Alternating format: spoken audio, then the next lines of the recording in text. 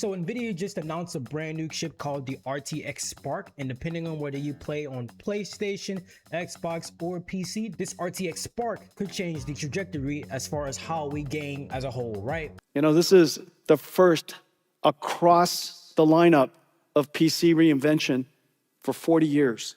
And I'm just so happy that all of you and the ecosystem around the world has joined us. This is basically everybody. Everybody will support RTX Spark and will be building incredibly smart and powerful and beautiful laptops with all of us. Thank you very much. So by the end of this video, you guys are actually going to understand what a RTX Spark is, and if an RTX Spark is actually something that you guys are actually going to invest in, or if it's actually something that's not really worth your time for PC gaming wise. It's a big claim, so let me actually break this down as far as like what I mean by this, right? Because some of what NVIDIA is implying, it's not happening, but the part that is real is bigger than most people actually realize. So before we get into details, there's basically two Sparks that are actually being announced, right? There's the DGX Spark, which is essentially an AI dev box from last year. Ignore that one, we're not really talking about that one. And then there's the new one called the RTX Spark, right? And that's what we're talking about. So you're probably thinking, okay, well, what is an RTX Spark, right? An RTX Spark is essentially NVIDIA calls it a super chip. In plain English, to make it make sense for you guys, it's a chip that fuses your CPU and your GPU in one piece of silicon, plus a dedicated AI engine on top. That's three different things in one chip.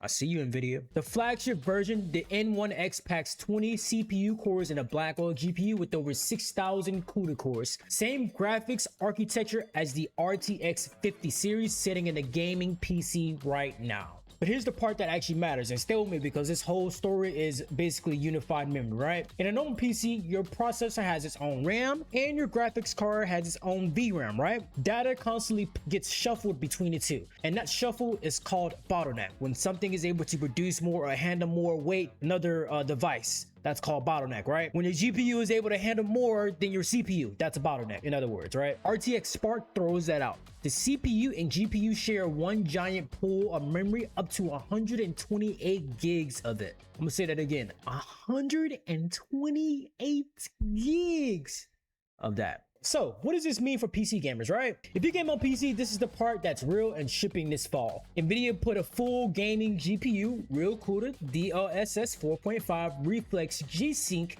the entire stack into a laptop thin enough to forget it's even in your bag. And they proved it. They ran Alan Wake 2, one of the most demanding games out there, natively at 1600p on a thin surface laptop. Clean, no frame gen smearing. On top of that, they dropped DLSS 4.5 Ray Reconstruction, a new model that sharpens ray trace games even harder, landing in ours.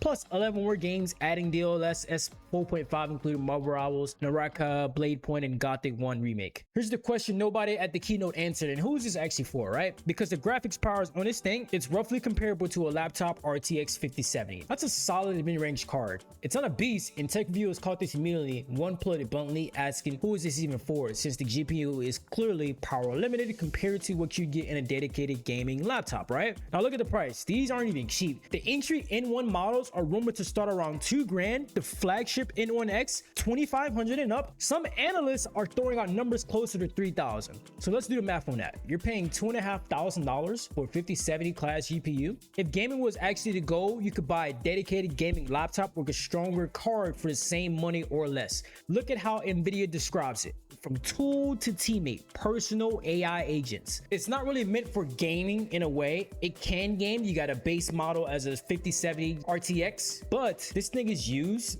for AI agents. Imagine what you can do with that. They built the whole sandboxing system with Microsoft so AI agents can run on your machine. The 128 gigs of memory, that's not for your games. That's for running large AI agents locally. This is an AI laptop. They put a real gaming GPU in it so they could sell it to you. Gaming is like riding a shotgun. You get the gaming side of the laptop as well, but mainly this is for basically AI agents, right? Now, Xbox and PlayStation players, this doesn't apply to you yet.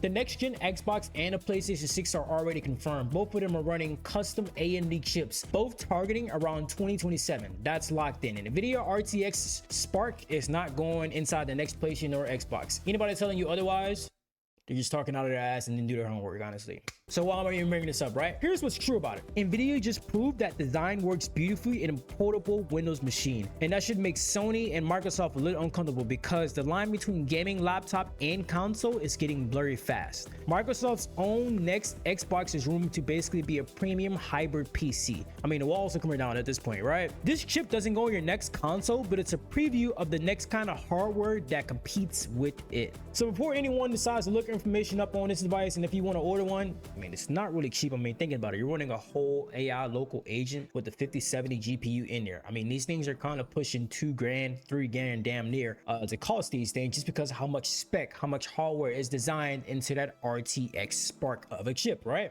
And the graphics power, white solids, lands around a laptop 5070. Good, not God tier. For pure gaming dollar for dollar, a traditional rig still gives you more frames right now. And it's all built on stage for demos and rumored pricing. So do not buy hardware off of a keynote. Wait until independent benchmarks actually happen. Wait till people actually test these units, the bottleneck and all that good stuff before you make a purchase every single time. So here's the bottom line for each of you, right? PC gamers, this is real. It's coming this fall, and it actually might change what you expect from a laptop, right? Xbox and PlayStation, it's not in your next console, but it's a warning shot where gaming hardware could be. So you could actually see a reduction in hardware on the Xbox side, which Intel could drop their price of the Xbox and PlayStation, or depending on how much those RTX chips cost, you can see an uprise in the Xbox and PlayStation console prices, just as we are seeing some right now with the memory shortage and all that good stuff, right? Let me know in the comment section down below. Let me know what you think about this chip. Do you think this chip is going to change gaming as a whole? Are you for this chip, or do you prefer having individual components that range each specific task, such as a graphics runs graphics, CPU runs CPU,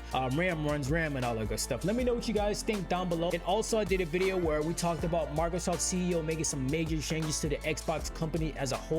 That video did pretty well, a lot of conversation and great topics that we talked about. If you want more information on that video, feel free to click the link up here. It's going to take you directly to that video. But other than that, if you guys enjoyed the content, feel free to subscribe, like the video, and let me know what you like down below. Other than that, I will catch you guys in the next video. Peace.